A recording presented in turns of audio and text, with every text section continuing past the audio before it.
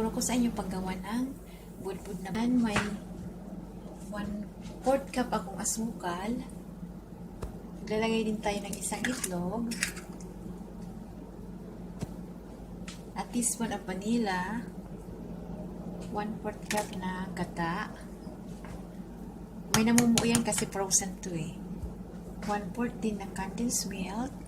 Tapos ito na yung gabi natin. Isang cup din yan na grated na gabi. Ito kasi yung pangpalaman natin.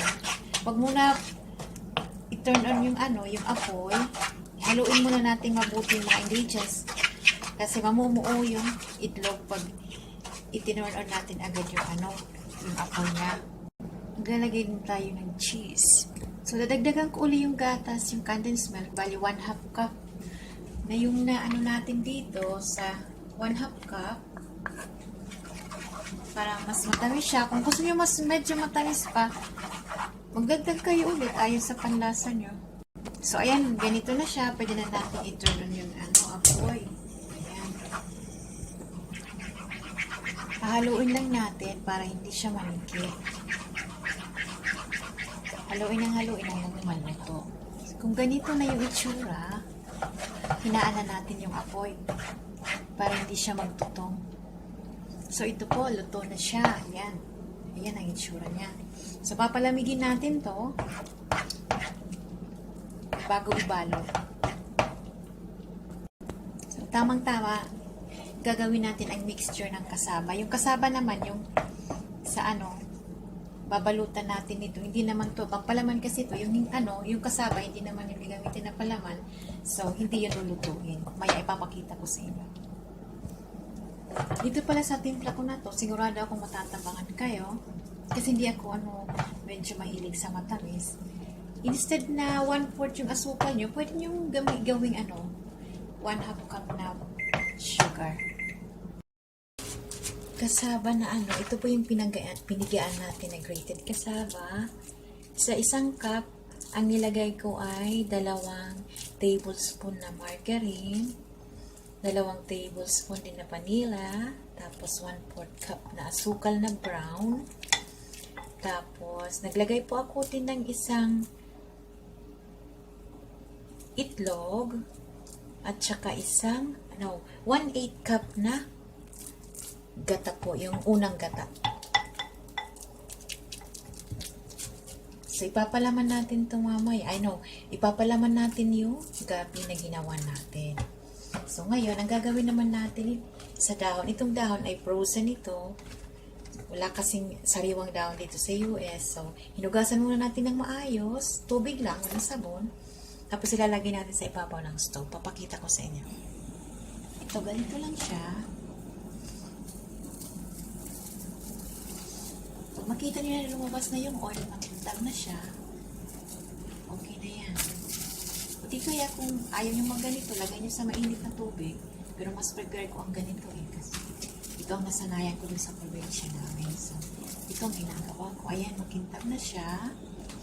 Ayan. Makintab na yung dahon. Nakita mo na yung oil. Tama na yan. So, ito na yung dahon. Tanggalin natin ang banda na yan. Dahil matigas yan. Pinunasan ko din after ilagay sa stove. Ngayon, magbabalot na tayo. Una nating ilalagay itong kasaba muna. Hilaw yan, hindi niluto. Tapos itong yung gabi natin. So, yung gabi. So, inayos lang natin ng konti. Tapos, lagyan muna natin ulit dito sa ibabaw pagtakip niya para palaman siya. Don't worry, huwag kang mag-alala kung anong hindi magandang itsura. Dahil naman to starch, yung kasaba magsisil yan. Pagbukas natin yan mamaya, ayan na.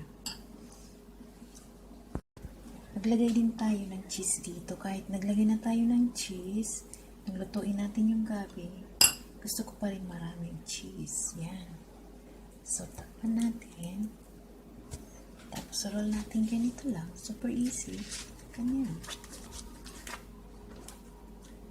Yan. Tupiin natin sa dulo. Ganyan. Huwag lang masyadong higpitan at talian natin. Kasi pag naluto yung kasaba, medyo tutubo yan. So, ganito lang. Huwag masyadong mahigpit. Yan. I-steam natin. Pakita ko sa iyo ulit. So, ito yung white na kasaba. Yung grated kasaba, what I mean. Hilaw to.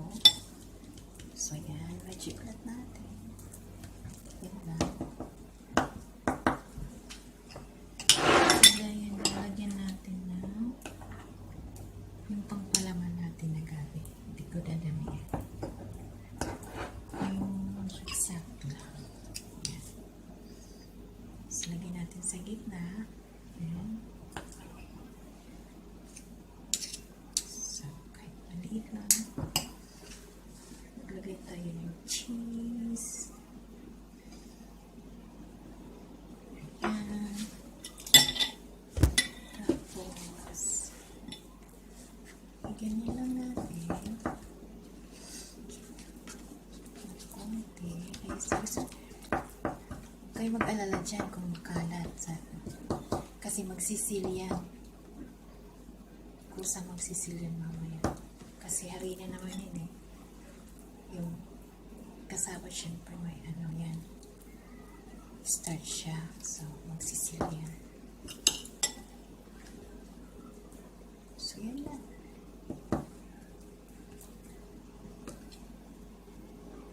Yan lang. Kasi ganito mo. Yan. Tapos na. Yan. Ganyan. Tapos, magkabilang dulo. Ayan. Siyempre, tatalian natin yung magkabilang dulo, hindi siya mumuka doon. Pag niluto, huwag masyadong pihitan kasi pag mahigpit, siyempre, maluluto pa yan eh.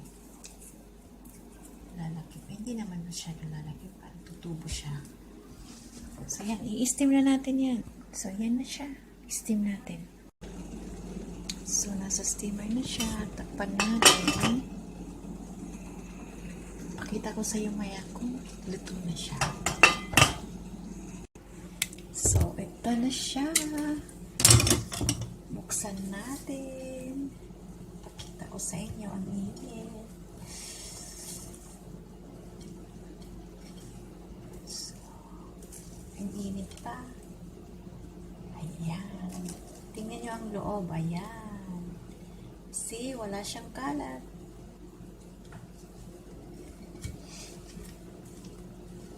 Hindi kasi siya masila. Lagay natin dito para makano tayo. Yan. Hindi siya masilan kahit parang sa tingin nyo mahirap yung pagbalot. Hindi. Kasi magsisil yan eh. Mas lalo na to, magandang tingnan to pag malamig na. Ayan yung cheese.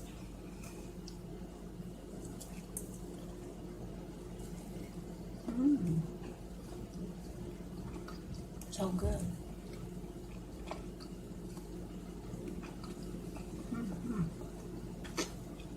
Big thumbs up. Wow. Sarap.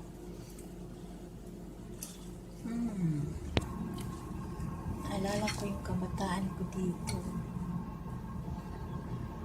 Thanks so much, Nanay, for sharing this recipe. Ang sarap. Sobrang sarap talaga. Promise. Baka hindi ko pala nasabi yung kasaba dito. Pinigaan ko, pero konti lang. Konti lang binawas ko sa yung, di ba matubig yan? Konti lang. Mabos ko nga talaga yung isang sarap kasi.